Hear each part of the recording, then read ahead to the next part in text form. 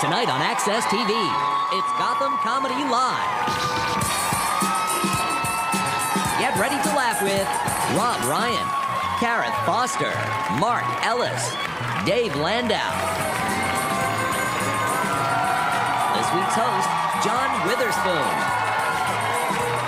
Gotham Comedy Live, all happening right now. Ladies and gentlemen, John Witherspoon.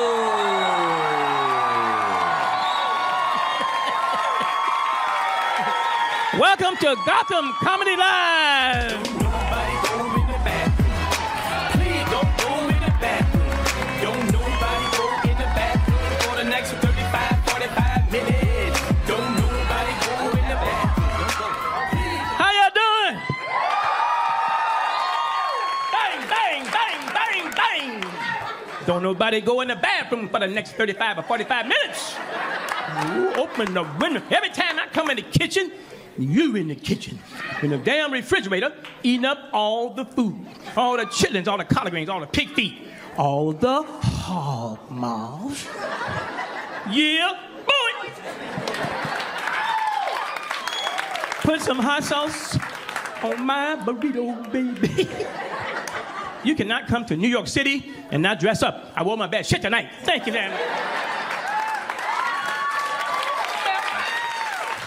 You got to know how to coordinate. Look at this shit I got on. The last time you saw somebody walking down the street, the 3-degree weather, looking like this. Look at this shit here.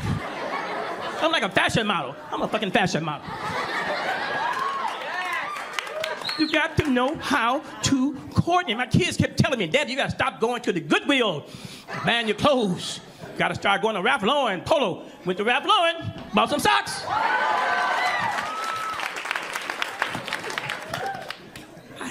It's cold than a motherfucker here. Somebody done fucked up the weather around here. This shit ain't supposed to be this damn cold. Buffalo, when I put it, Boston got 185 inches of fucking snow. I walked out the terminal at JFK, and you know it's cold when your shoulders automatically touch your ears. Damn! But I don't care how cold it is. It could be 5 degrees below zero. Wind chill factor 50 below. There's always some white man walking on the street with some fucking shorts on and some flip-flops.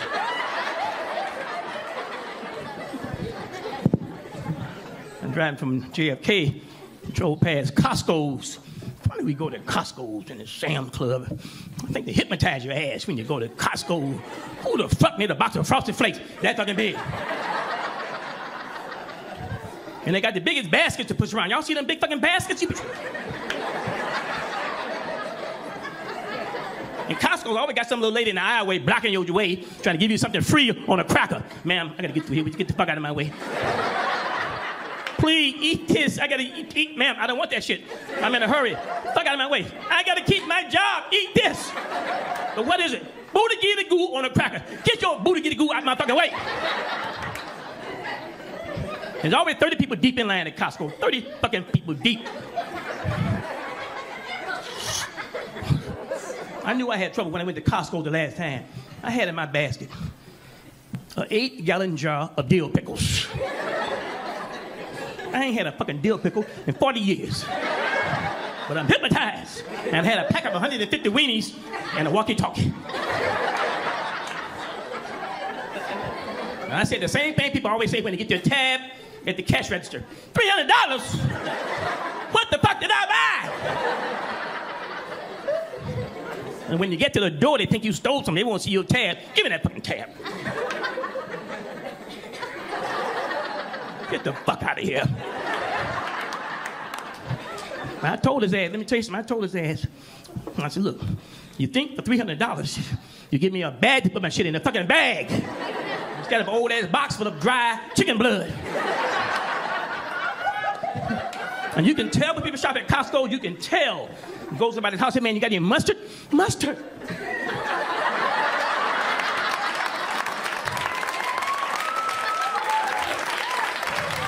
I'm so glad you asked for some mustard. This your lucky day. This came in a 3-pack. I want you to take 2 of them home with ya. Woo! Man, I was looking at President Obama catching hell. Y'all see that shit? Obama, ISIS. Them crazy motherfucker. Where they come from? ISIS. I don't call them ISIS. I call them is. And I ain't fucking with them motherfuckers. They are crazy. They rob the town, rape all the women, and they cut people's heads off. Y'all see that shit? You see the people getting their fucking head cut off. You see how sad they are. They don't even, sitting there looking straight out. If that was me, I'm about to get my fucking head cut off. Help! Help! Help! They be trying to cut my head off. I be ducking like a motherfucker. Be still. Fuck you! I be trying to talk their language. Assalamu alaikum, my brother. Assalamu alaikum, my brother. Assalamu alaikum, my brother. You know the dude always went on TV telling everybody what he's going to do to Westerners? He got that little thing, you can see his eyes. He said, I can't wait to get the rest of you American. I tell you this, he talking all that shit. He be talking that shit so long, he'll look up, I be going like a mother.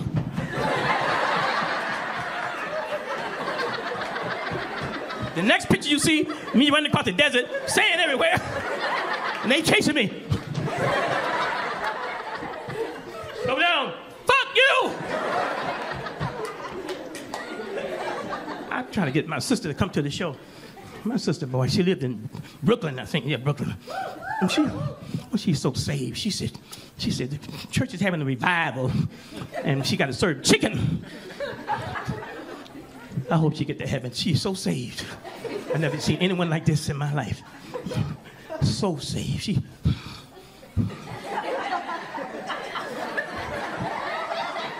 We in line at McDonald's. This is not such a line.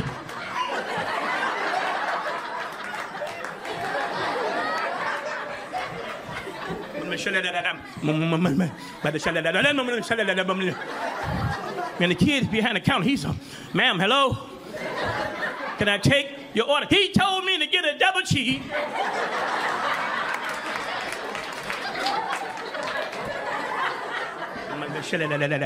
I went with my sister to my grandmother's funeral. My grandmother lived to be 97 years old. You don't cry, you celebrate her life. This woman was 300 people mourning peacefully. Only one person on the fucking floor. My sister running down the fucking aisles. A wig on the side of her head. Oh, this white hair, big old red wig hanging on the side of her head. One bobby pin to hold on to the wig. So everybody look at me, why don't you stop your sister? So I'm trying to get eye contact with my sister. She in the fucking corner with eyes closed dancing. So I finally got eye contact with my sister. She finally sat her ass down. Will you shut the fuck up? Get up, grandmama. Get up, grandmama. If she got up, you be the first one to run out of here.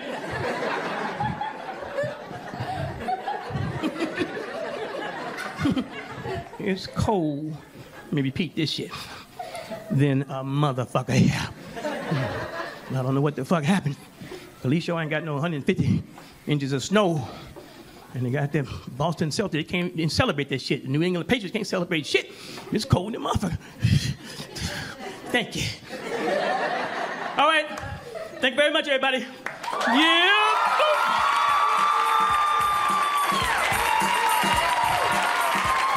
We'll be right back. Stay tuned for more laughs on Access TV, live from the Gotham Comedy Club in New York City. Rob Ryan is taking the stage when we return.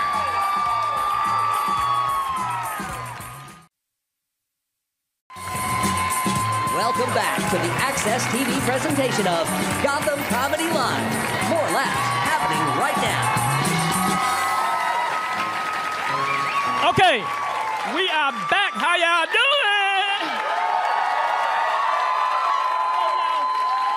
I'm the host of the show, so I'll be back 3 or 4 times, so we can hang out and have a little fun. Let me bring you the next comic. You've seen him on Laughs on Fox. Let's bring up Rob Ryan. Let's hear it.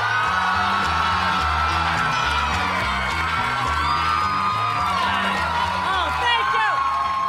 Thank you. Thank you. Thank you. Thank you. God, too much. Thank you. Oh, my goodness. Thank you so much. Amazing. My name is Rob Ryan. I'm so glad to be here. We have New Yorkers in the house tonight. Where are the New Yorkers at? Quite a few. Quite a few. Okay.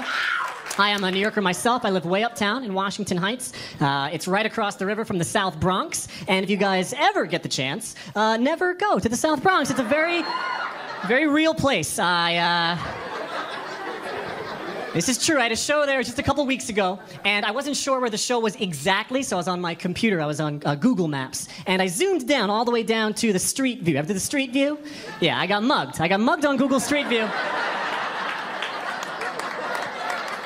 That was my own fault. I should not have been out that late. I don't know what I was thinking. I just kept trying to refresh the screen, but I wasn't fast enough, so... I like to go out to eat probably a little bit more than I should. I was at a Johnny Rockets recently. Are you guys familiar with the Johnny Rockets setup? Yeah? If you don't know, it's kind of weird. It's like a 1950s American-themed burger joint. They have like the red leather couches and the jukebox and all that. And I was in there the other day with a friend of mine having a sandwich, and a black couple came in, and I was like, oh, are you gonna kick them out? I don't know what the policy of that one is. Now, they didn't kick him out, so not that authentic, I guess, if we're going for the theme. Okay, now, if you didn't laugh at that joke, you actually make me think you're more racist, and here's why. Because now you're making me think that you're thinking, like, what? That sounds like a legitimate business practice. I don't understand. Is there a joke there, honey? I missed it. I missed the joke. I don't even... So shame on you. White people are very uncomfortable about even being considered racist, especially towards black people. They'll just pretend that they are colorblind. I don't know if you ever come across it. It's like, oh my God, was he black? Oh, I don't even know.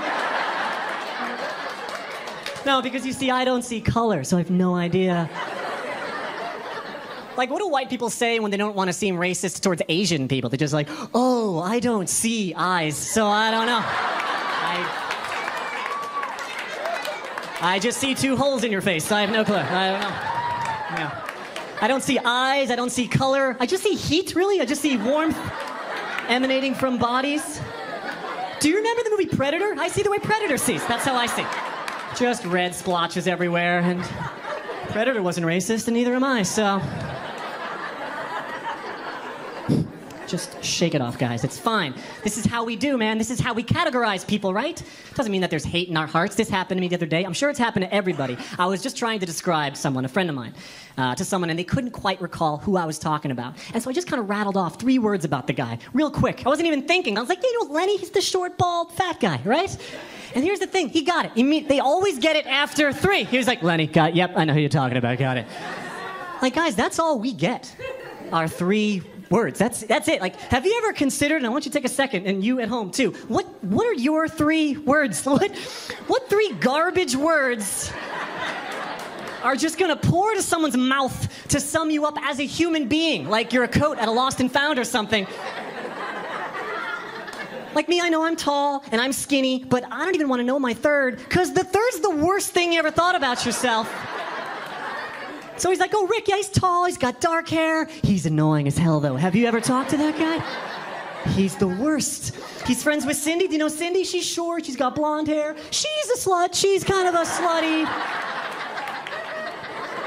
Like, if I had to do you, sir, I'd be like, oh, yeah, he's got that beard, decent build. Always looks like he's gonna murder you, though. Isn't that weird? So he's got that homicidal look in his eye. What is that? Because that's all we get. We get 3 words, 3 memes, 3 descriptions, 3 things to impress upon people. And if you're black, you really only get 2. Because we all know black is topping that list. Same goes if you're Asian or if you're gay or you're a midget. In fact, if you're an Asian gay midget, you're done. That's it. That is who you are forever. No one's ever gonna be like, oh yeah, Tommy's the Asian gay midget. Jeez, what else? He also likes archery. That was the other thing. I love the diversity, man. That's why I love living in New York. Large gay population in New York, too, especially in Chelsea here. I was down in the subway just the other day, and I heard this delightfully homophobic comment from this woman. Apparently, her husband's brother got hit on by a gay guy, and this just blew her mind. She was hysterical. She was like, oh my God, God. And like, you know Robert. Robert is super, super straight. And there's another term for super, super straight. It's gay. Can we all agree on that one? Nobody needs two supers before the word straight. To me, the sexuality spectrum is kind of like a game of Pac-Man. If you go too far to one side, you pop back up on the other side. And here's the thing too, guys. Gay people, they are the wrong people to be bigoted against because they have what I like to call a very high karma factor. And by that, I mean if you truly have hate in your hearts towards homosexuals, chances are you're probably gonna have a gay kid. I feel like that's just how the universe works. That's how God even decides. He's like, this is gonna be hilarious. And that's what he does. Thank you.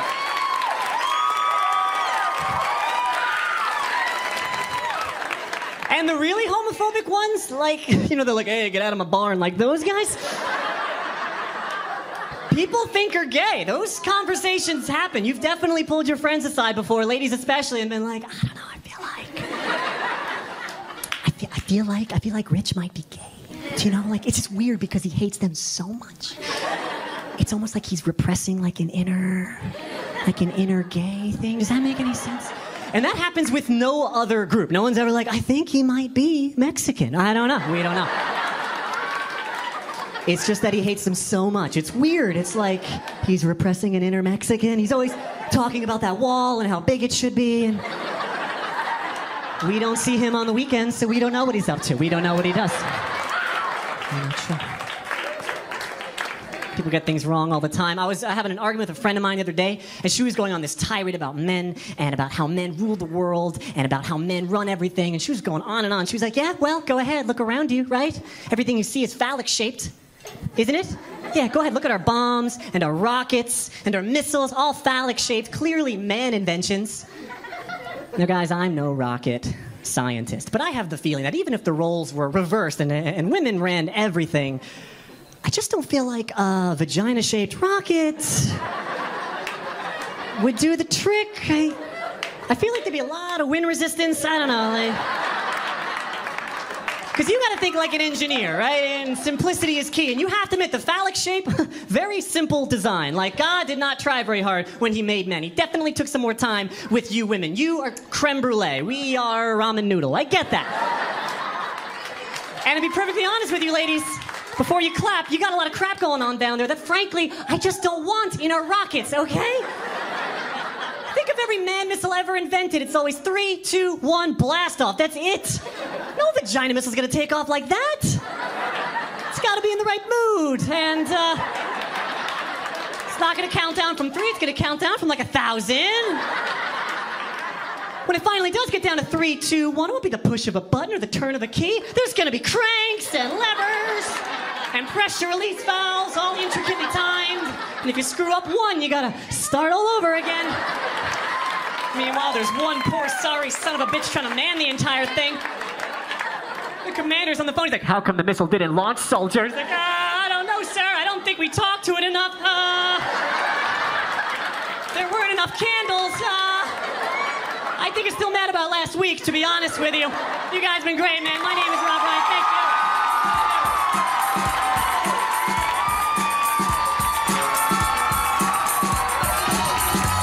Stay tuned for more laughs on Access TV, live from the Gotham Comedy Club in New York City. Gareth Foster is taking the stage when we return.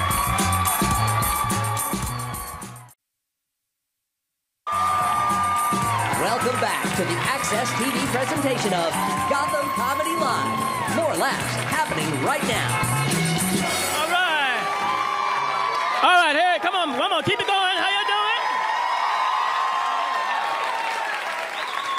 Boy, we are having fun. So I'm still introducing people. Y'all having a good time? All right. I'll bring this young lady. She said her name is like a carrot with a lisp. Carrot with a lisp. And she was on IMAX in the morning. And also, it's Careth, am I saying it right there? Careth Walker. Is that right?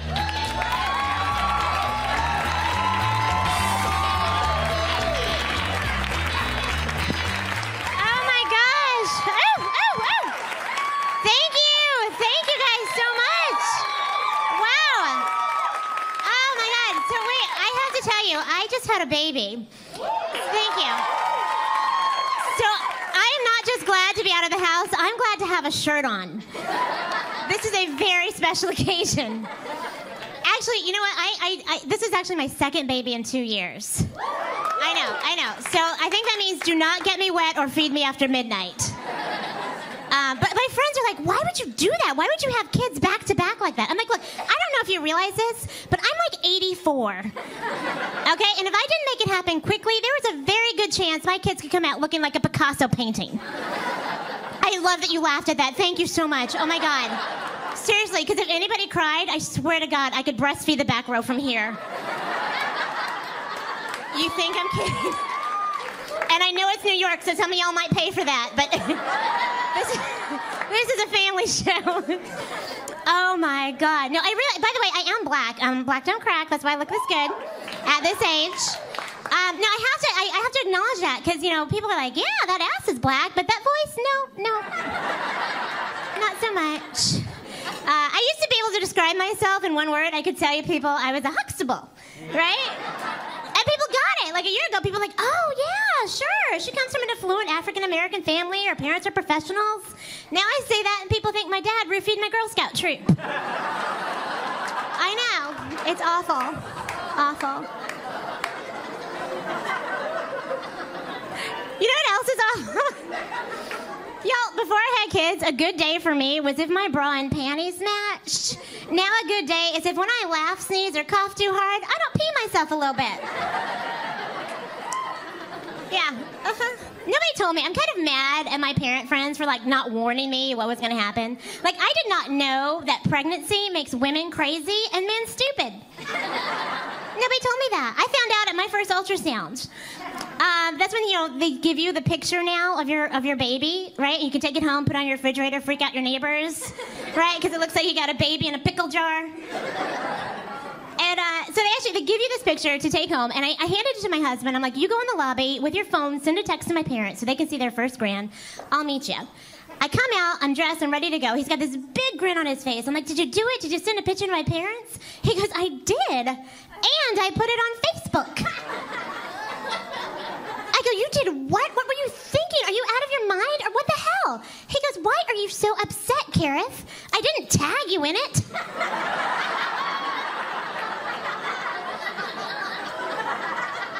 Who else's fetus would you be having on your Facebook page, you jackass?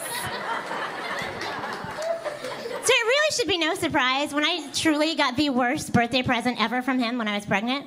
I hear him on the phone, and I hear him going, yeah? Oh, she can't? Oh, yeah, she's like 6 months. So I realized, like, he was being a cheap bastard. He got me a Groupon, which was fine. At least he got me a present, right? But I'm thinking, maybe he got me something cool, like skydiving, like something I obviously cannot do pregnant. He hangs up. I'm like, what was it? Because he looked so disappointed. He goes, well, I got you a colonic. I said, a what? He goes, I go, no, I heard you. What, why? What were you thinking? Like, jewelry didn't cross your mind? And he looks me dead in the face. He goes, well, you said you were having trouble going. And if you think about it, a colonic is really like a day spa for your ass. Now, as true as that might be, that is truly the most shitty present you could ever give someone.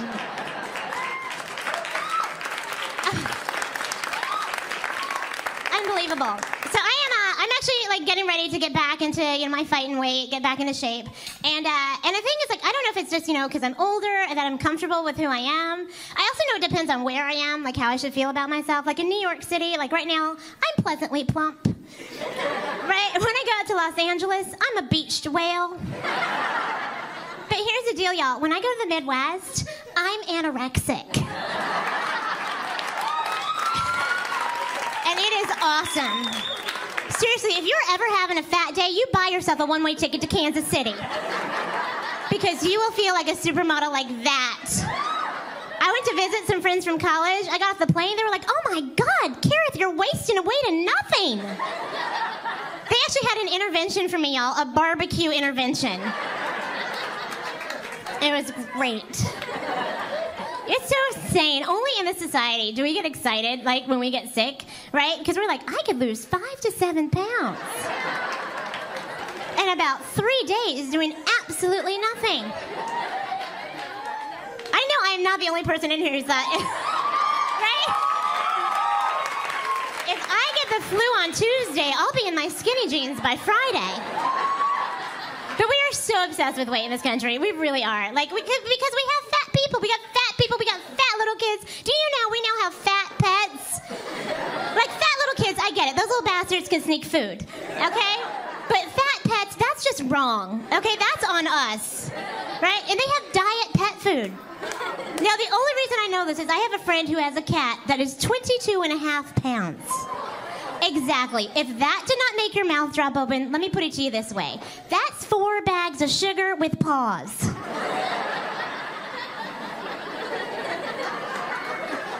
Now, the only reason we not weigh this much is because he had to take it to the vet because it was limping, right? Now, I am not a rocket scientist, but I did suggest that maybe it was limping because it was being crushed under its own weight. Turns out I was wrong. Somebody had actually shot it. I know, like really awful, horrible. It was like devastating. My friend was upset. Of course he was, as any of us would be. He was like, how could somebody do that? How could someone shoot my cat? I was like, sweetheart, at 22.5 pounds, somebody probably thought it was a fucking wildebeest. See, parenting is making you more sensitive, right? I'm trying to be a good parent. I started reading books. I actually came across this book called Toddlers Are Assholes. 2.5 years ago, I would have thought that was the most horrible woman on the face of the planet who wrote that. Now I'm like, this bitch knows what she's talking about. Teach me, sensei. Honest to God, I think if the government implemented toddlers, we could handle so much stuff, right? Seriously, we want to take care of terrorism? You send a pack of toddlers over there with no snack, no nap, and tell them ISIS has their juice boxes. Obama's doing it all wrong, right? He wants to get stuff past Congress. All he has to do is get on the floor, rant, yell, say the same shit over and over again. Finally, somebody will call, like, the Secret Service or Michelle to come pick his ass up. All he has to do is put his arms up and do the noodle thing, right? Oh, my God, I get it now. I understand why people drink before 4. There is no shame in that. Anybody who has children. Anybody. It's a lot like being single. Has anybody, like, you remember being single, the parents, right? Do you ever remember? This is so horrible. But I think sneaking away from a baby is kind of like sneaking away from that one-night stand you sobered up with in the middle of the night, right? You got to pop the nipple out of their mouth and, like, get out as quietly as you can. Really just me with a sordid past? Okay, people. Okay, you guys have been awesome. I'm Karen Foster.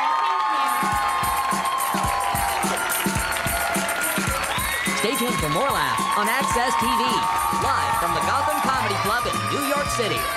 Mark Ellis is taking the stage when we return.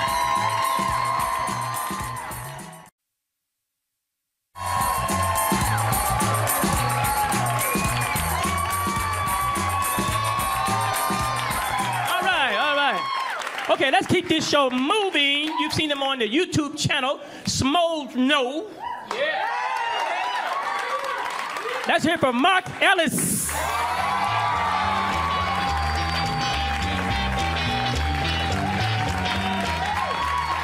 New York City, let me hear you out there. Go crazy one time. This is such a great town. This is a good drinking town, which is why I love New York. Because I live in LA now. LA is like the most worst drinking town you could possibly ask for. Because LA, it's way too spread out. You gotta drive everywhere. Like, if you hustle in LA, you can get 2-3 DUIs in a single night. If you really try, you win double points if it's the same cop pulling you over multiple times. And they're trying to curb it out there now. Like, they have all these ways to get home safe. You can still take a taxi. You can take an Uber. If you're 20, you need to score Molly. Lyft is the right one for you. Or they have a new service they just introduced in Southern California, and it's called Sober Scooter. Get ready to get creeped out. Listen to this. So let's say you're out drinking, right? You don't want to drive your car home, so you call Sober Scooter. That means somewhere else in town, there's a gaggle of dudes. And they all have a scooter. One of them gets the call, hops on his scooter, and rides his trusty steed out to the bar where you are. You give him your car keys. You guys walk out to your car. He puts you in the passenger side. Pops the trunk, puts his scooter in your trunk. gets in the driver's side and drives your drunk ass back to your own house in your own vehicle. And if you think that's a good idea, you've never been stabbed, because that's the creepiest thing I've ever heard. It's like, if you tip him, does he come in and read you a bedtime story? No thanks. I don't need that weirdo knowing where I live. You know what he does afterwards? He goes home to grandma's basement to put on the skin of whatever client he had last week. It's not a good business model. It's like, that's an adult that rides a scooter. Which means, by definition, he sucks at driving a car. You think I'm gonna let Vespa Gary upgrade to my Ford Fusion? Hell no! That's right, ladies, I said Ford Fusion, so get wet and take a number. It's gonna be a long night.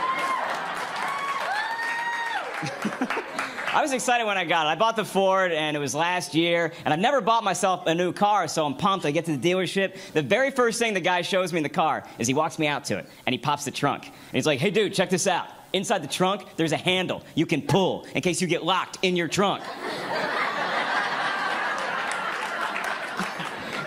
And I'm like, bro, that's gonna ruin my dating life. Are you serious right now? They can just free themselves anytime they think the evening's over? I don't think so, sweetie. I paid for that box of wine. Can you get back in there, please? Just move my scooter out of the way. There's plenty of room in there. That's how I met my girlfriend. I'm excited. I have a girlfriend now. She's funny, she's beautiful, she's nonfiction, which is awesome. And I had to make a move, because I'm getting to that point in my life when you look around and all your friends are starting to meet people and they get married, they have kids. Then you always have that one idiot friend that never got it together. This is what it looks like, right here. Michael Bublé after a bender. This is what it looks like. And it's becoming a problem in my family, because in my family, there were 2 single people left. It was me and my mom. And that sucks, because my mom's out there. She's making an effort, she's trying new things. You haven't hit rock bottom till you bump into your mom on a dating website.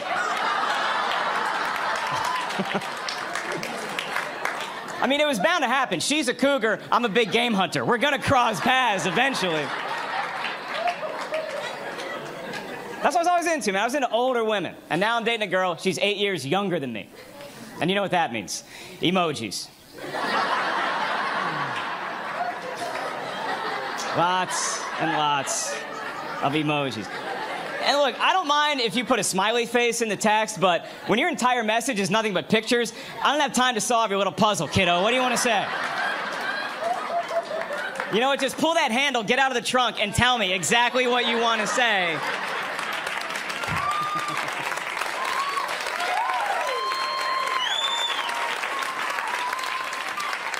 Now, older women, they know how to text. When older women send a text message, it's short, concise, to the point. It's like, come over, bring alcohol, get tested. They're serious about that. And what do you hear about older women, boys? What do you hear? You hear they're great in bed, right? And that's awesome. What worries me is, how did they get that good? Because you start thinking about it. You're like, wait. Nobody just wakes up the star of Cirque du Soleil. That takes years and years. It's intimidating. You hook up with a cougar, you go back to her place. And it feels like you're walking into old Yankee Stadium for the very first time. Because you're just thinking about all the greats that have played here before you.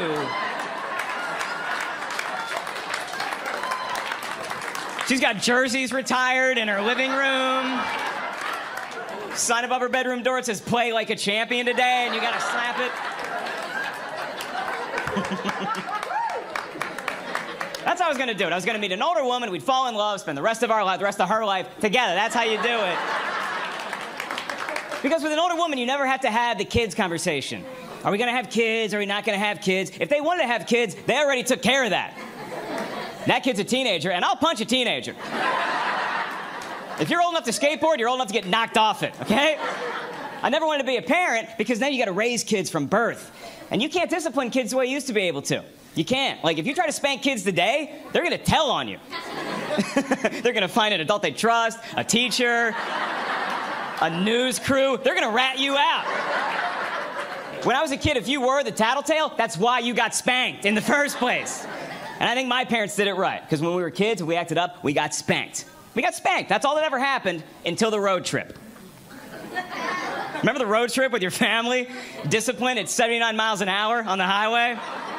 I was an Air Force brat, so we move around all the time. Every road trip, same situation. Dad drives, mom's in the passenger seat, 3 kids in the back. Now, as soon as the road trip begins, my mom passed out. She's asleep. Something about spending time with her own family really made my mom drowsy. So she's out, so now Dad's got to take care of everything. And if we got loud in the back seat, the first thing my dad did, never yelled at us right away. First thing he did, he just got really quiet. Focused, like he's planning exactly what he's going to tell the authorities after this bloodbath ensues. And then if we got louder, that's when it got physical.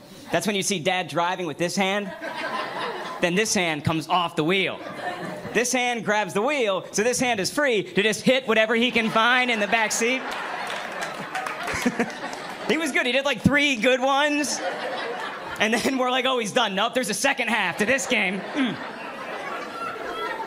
And that was always cool with me and my older sister, because we always made my little brother ride bitch. As soon as that hand came up, we're like, get in there, Robbie. Learn some life lessons.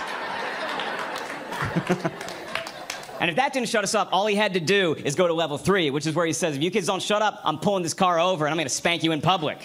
And if you saw that today, somebody's calling child services. Back when I was a kid, other cars saw that and started honking their horns. The police come by. That's awesome, dude. Sober Scooter comes by. Can I play with those kids after you're done? My name is Mark Ellis. You guys are fantastic. Thank you very much. Stay tuned for more laughs on Access TV. Live from the Gotham Comedy Club in New York City. Dave Landau is taking the stage when we return.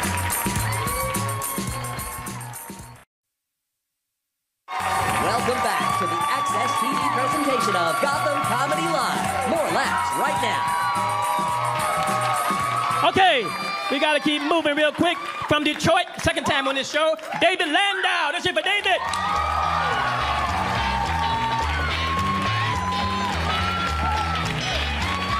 Thank you. Oh, thank you, thank you. My wife is pregnant with our first child that we're keeping. I'm excited. When we found out we were pregnant, we went out and got that book, What to Expect When You're Expecting. And in it, it says because of where the baby's located, for safety, a couple can consider having anal sex. I told my wife that. She's like, oh, bullshit. I'm like, no, go look yourself. It's folded on the page number. You'll notice the highlighter. She comes back a few minutes later. She's like, you're right. It really does say that. I'm like, yeah. She's like, well, I guess if it's safer for the baby, I'll buy a strap-on.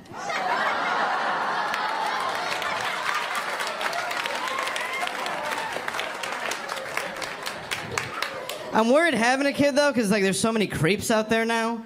Like, with the internet, they're on the tips of your fingers, you know? And don't get me wrong, there were creeps around when I was a kid. I remember I was 10 years old. I was playing outside of an ice rink. My dad was inside watching my brother play. I didn't play hockey. I'm not an athlete. This is not an athlete's body. But I was playing out front. This old dude pulls up in an old car. He's like, hey, man, your dad told me to give you a ride home.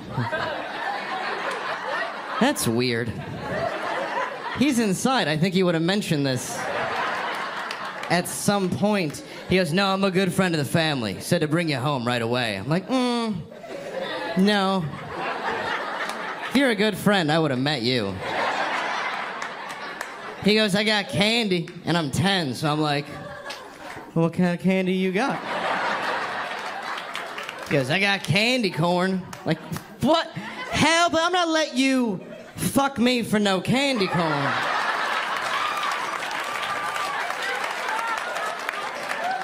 If you like it, you should have put a ring pop on it. You know what I'm saying? Earn it. I'm lucky you didn't have a Twix, or I'd be like, all right, I guess I'm sucking a dick. I'll get in.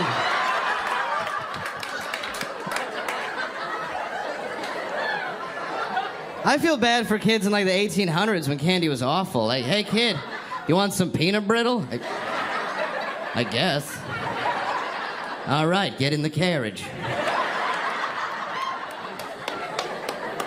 We're having a boy, which is exciting, which, yeah, it's pretty cool. I just know that eventually boys hit puberty, though, and teenage boys are disgusting. I know that because I was one. And I'm really glad in the 90s when I was a teenager that I could not get porn on my phone. I would have never left my room. My parents would have come in, it would just look like the last scene in Ghostbusters.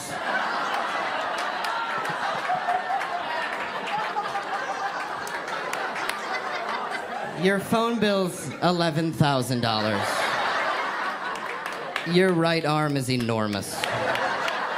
All of your socks look like casts. Don't groan like you don't know what I'm talking about. Every teenage boy in America has a sock under his bed so rock hard you could knock out a burglar with it. I think somebody's in the house. Should I grab the gun? I'll just hit him with the boy's jizz sock. Shouldn't knock him out long enough before the proper authorities can take him away. I found out my mom knew about that stuff. I was 16 years old, sneaking my girlfriend into my house to introduce her to my family. My mom comes out of nowhere, furious about something, stops right in front of me and goes, "If you're going to masturbate, use a Kleenex. It sounds like I'm washing 8 pairs of shoes."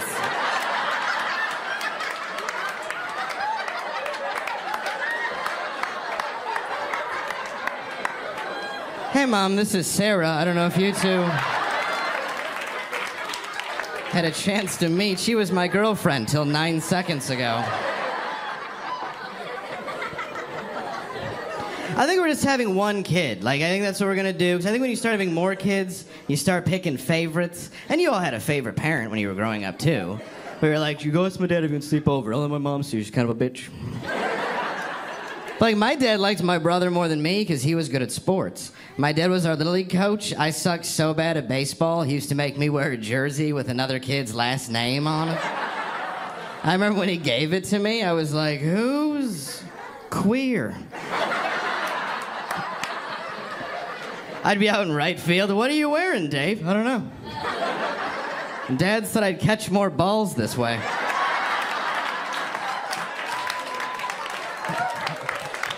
You guys are good with that joke, right? I don't get homophobia, I really don't, but I know where it comes from because I was raised Catholic, and in the Bible, in the book of Leviticus, it says man shall not lay with another man. It also says that you can't get tattoos, eat shellfish, or have sex with a woman who's menstruating. So, see you in hell.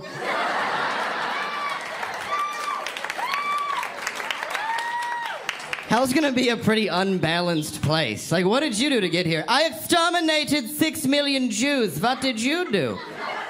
"One time my wife was on the rag, and I fucked her."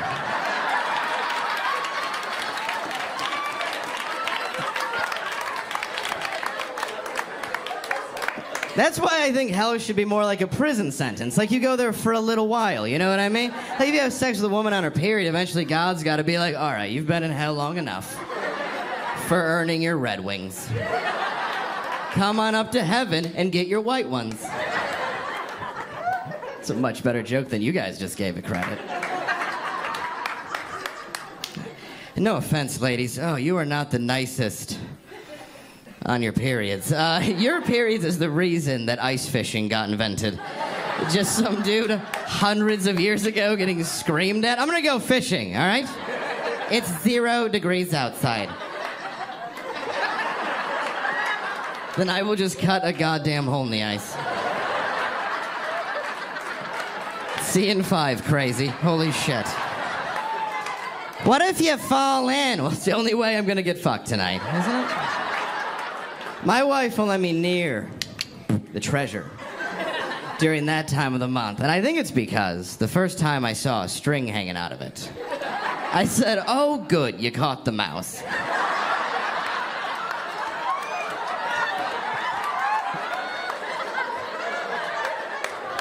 I was setting up traps everywhere. It looks like a rat tail. I'm ready to be a dad, though, because I'm sober now. I used to party a lot. I used to drink really a lot. Then they put a breathalyzer in my car, and I thought maybe I have a problem. I had to take my mother-in-law to the airport with a breathalyzer in my car. She's a very sweet woman from the Midwest. You know what it was. She gets in, she's like, Dave, thank you so much for taking me to the airport. Not a problem, Mom. Happy to help you out. No, you're a good man. It's not a big deal. No, you're just a good man for my daughter. Okay, just all right.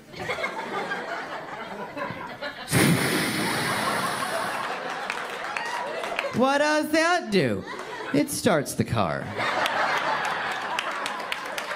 My car uses keys. This is new. What if it doesn't start when you blow into it? Then you're gonna have to blow into it. You want to get to the airport, don't you, Mom? Thank you guys very, very much. Thank you.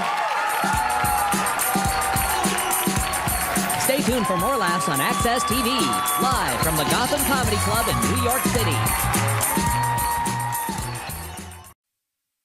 Okay, we had a good time tonight, huh? Let's bring everybody back.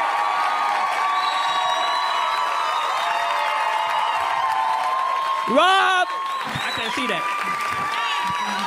Yeah, we had a good time. And from Detroit, Miss Foster, Mark Ellis, everybody.